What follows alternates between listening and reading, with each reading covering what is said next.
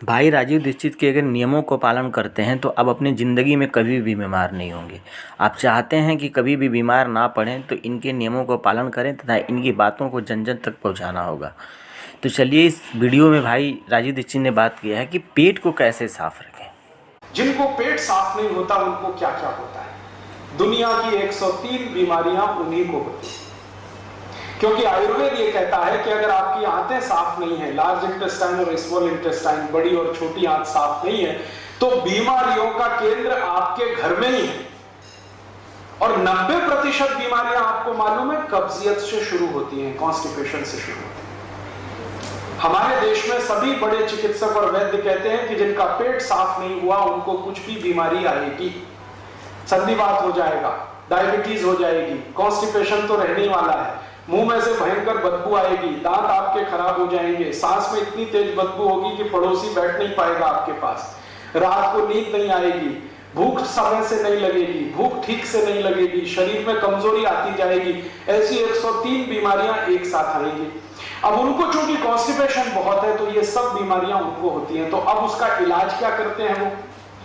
जब पेट साफ नहीं होगा तो सांस की बदबू भयंकर होगी। अब उस सांस की बदबू को रोकने के लिए वो दिन भर टूथपेस्ट रगड़ते हैं। से खाना खाने के बाद पानी मत पियो।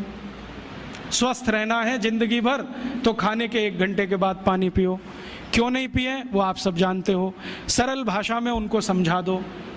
फिर उनको बोलो पानी पियो तो घूंट भर भर के पियो, सिप करके पियो, ताकि ज़्यादा लार शरीर में जाए, वात पित्त कफ तीनों संतुलित रहे। ठंडा पानी कभी मत पियो। मैंने दुनिया में ठंडे पानी पीने वालों को बहुत देखा है।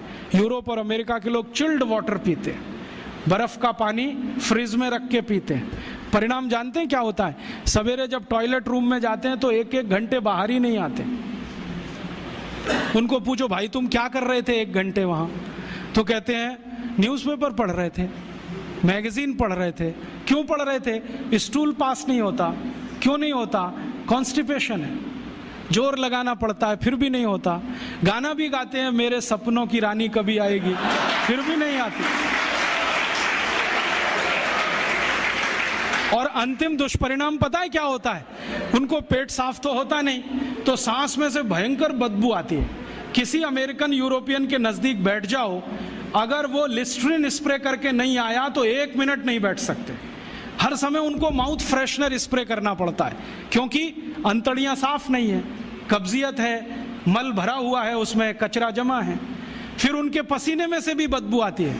क्यों? कब्जियत बहुत है।